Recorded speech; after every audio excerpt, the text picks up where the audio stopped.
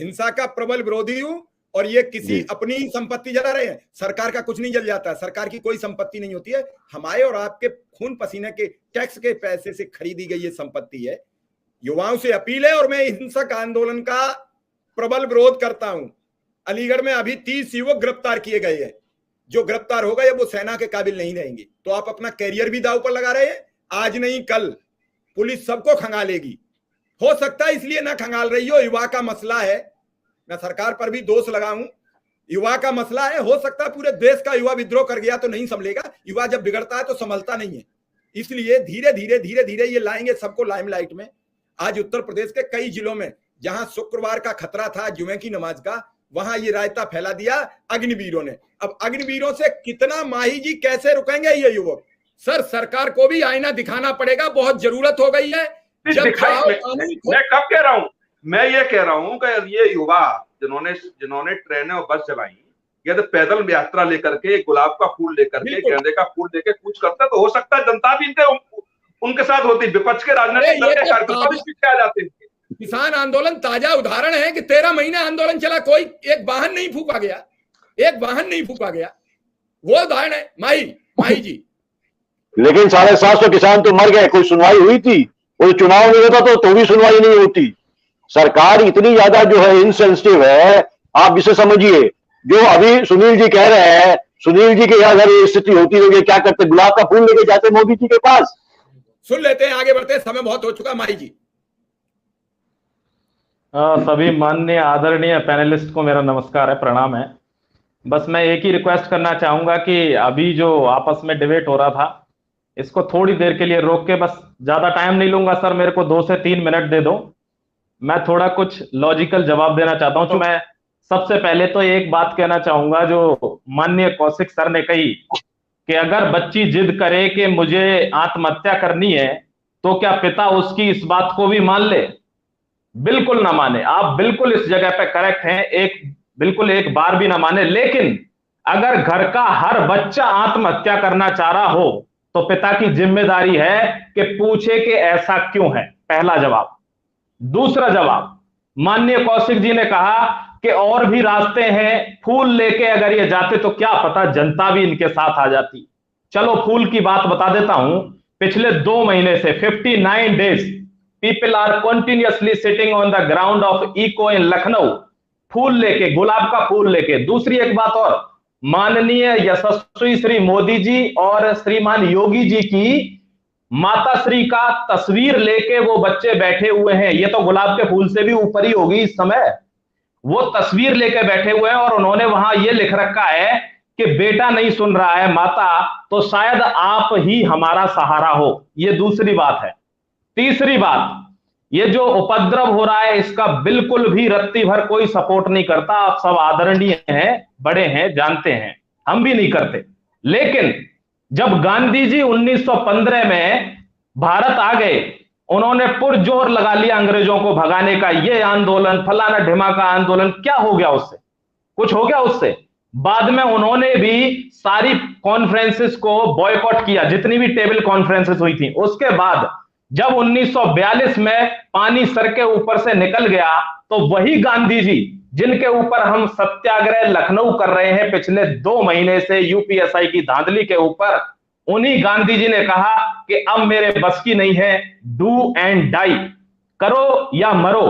अगर व्यक्ति इस स्थिति में आज आ गया है, छात्र, ये शिव कुमार जी को बहुत ज्यादा सर आपको धन्यवाद दूंगा कि इस खतरे को आप बहुत पहले पहचान गए थे। ये सब apart from all the debate, ये वाद विवाद कौशिक जी से या किसी से भी, इससे दूर हटके आपने इस खतरे का अंदेशा लगभग 2 से 3 महीने पहले बता दिया था कि शिक्षा, रोजगार और स्वास्थ्य पे जरा भी ध्यान नहीं दिया जा रहा है, ये बम फूटेगा। और यही होती है एक पत्रकार की दूरदर्शिता। दूसरी बात, आज जब ये आगजनी हो रही है, लोग ट्रेनों को जला रहे हैं, क्या किसी ने यहां पे, सबने ये तो कह दिया कि ये गलत है, हाँ बिल्कुल गलत है ये, लेकिन किसी ने इस तथ्य के पीछे जाने की कोशिश की? एक चीज और मैं यहां पे मेंशन करना चाहूंगा, शायद वैसे ऐसा होना नहीं चाहिए क्योंकि डिबेट में सब लोग बैठे हैं, सारे लोग ल्यूमिनरीज हैं, बड़ी ज्ञाता हैं, तो मैं ये बताना चाहूंगा, चूंकि हैं शिव कुमार सर, मैं बताना चाहूंगा जो अभी कौशिक जी ने कहा कि मात्र 30% भर्तियां इससे ली जा रही हैं, दूसरे रास्ते नहीं है क्या? सर आपने मुझे लगता है नोटिफिकेशन ढंग से नहीं पढ़ा, अगर पढ़ा भी होगा तो पूरा नहीं पढ़ा। मैं आपको बता देता हूं पूरी बारीकी से कि इसका माजरा क्या है। 4 साल की सर्विस है, ये चाहते हैं कि आर्मी का जो वॉल्यूम है वो बढ़ाया जाए। लगभग 13 लाख की आर्मी है इंडिया के पास, ये चाहते हैं चाइना के बराबर 28 से 30 लाख की आर्मी हो। लेकिन इस डिसीजन से क्या आपको लगता है कि आर्मी में जाने का मोरल डाउन नहीं हो जाएगा?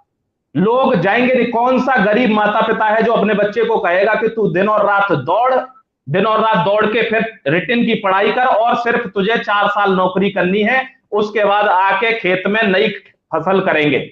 दूसरी बात सर, आपने कहा कि 30% लोग ही इससे लिए जाएंगे, दूसरे और भी जरिए हैं। बिल्कुल गलत। मैं आपको बता देता हूं, जब 4 साल की सर्विस आपकी होगी, पहली साल से चौथी साल तक आपको 70% सैलरी दी जाएगी, 30% सैलरी आपकी बचाकर रख दी जाएगी सेवा निधि के रूप में, और उसको जब आप 4 साल के बाद एक काइंड ऑफ रिटायरमेंट लेंगे, उसके बाद आपको 11,71,000 रुपए की सेवा निधि दी जाएगी, और उसके बाद आपको रिटायर कर दिया जाएगा। उन बच्चों में से परफॉर्मेंस के आधार पर मात्र 25% बच्चे, जो रिक्रूटमेंट प्रोसेस होगी डिफेंस की, उस प्रोसेस के थ्रू 25% बच्चे जो है वो परमानेंट कमीशन के लिए ले जाए जाएंगे। बाकी 75% को कह दिया जाएगा टाटा बाय बाय।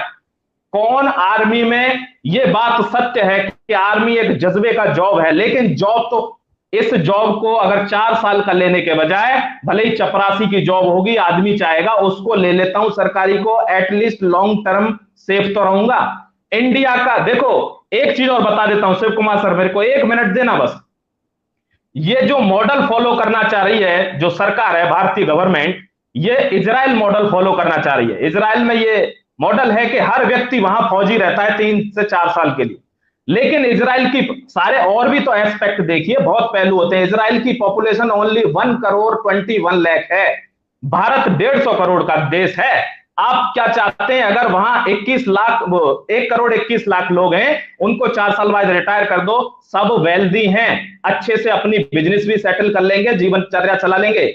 यहां हर गरीब व्यक्ति, गरीब से भी गरीब, यानी down of the poverty line, वही लोग आर्मी में जाते हैं, और जाने के बाद वो ये सुनिश्चित नहीं कर पाएंगे 4 साल बाद कि अब मुझे कहां जाना है। ये 150 करोड़ का देश है सर, यहां पे ये आज सुबह अपने YouTube चैनल के माध्यम से एक वीडियो बनाया था सर, मैंने उसमें एक बात कही थी कि अगर ये सरकार, अगर ये कहती है, मतलब some kind of people who always praise the government, they are claiming like that this is the master stroke of the Indian government. No, not at all.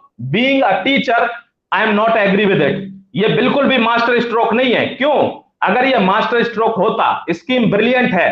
पहले first you should go with the lower down. Lower down मतलब आप NCC cadets के लिए इसको apply करते, analysis करते, revise करते scheme को, after that take to the mainstream defence, उसके बाद इसको आर्मी में आप अप्लाई करते, तो हो सकता है आपको पता चलती कि वहां पे इतनी ल्यूक्रेटिव सैलरी में लोग 4 साल के लिए वर्क करने आ रहे हैं। जैसे कि टेरिटोरियल आर्मी का कॉन्सेप्ट चला हुआ है, वहां पर आप इसको अप्लाई करो, after that come to the main defence. मैं एक कमेंट लूंगा, 1.5 घंटा हो गया प्रोग्राम, क्योंकि मामला बहुत आज संवेदनशील था। संवेदनशील में दूंगा, फिर सीधा आ रहा हूं कौशिक सर के पास और त्रिपाठी जी का, और सुरेंद्र सर से फिर अंतिम कमेंट। डॉक्टर त्रिपाठी जी से एक छोटा सा कमेंट। तो इससे पहले जो इन्होंने बताया, जो हमारे साथी थे, जो शिक्षक थे, इन्होंने कुछ बिंदु स्पष्ट किए, उसी में मैं जोड़ूंगा।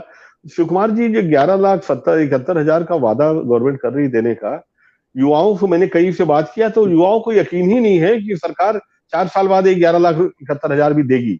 उनको कहना है कि भाई उस समय कोई जुमला आ जाएगा, कोई बहाना आ जाएगा कि नहीं, ये देश हित में इस पैसे को अभी रखा जाए, फिर किस्तों में आपको 20-20 हजार दिया जाएगा, और ये पैसा तो आपका ही है, रखा हुआ है। तो युवा कह रहे थे कि हमें भरोसा नहीं कि 4 साल बाद ये वास्तव में सरकार 11 लाख 12 लाख रुपए देगी भी। तो ये भरोसे का संकट है शिवकुमार जी, तो युवा भरोसा नहीं, सरकार जो है, जब सरकार का इकबाल खत्म हो जाता है, आपके कथन के मुताबिक सरकार भरोसा खो चुकी है।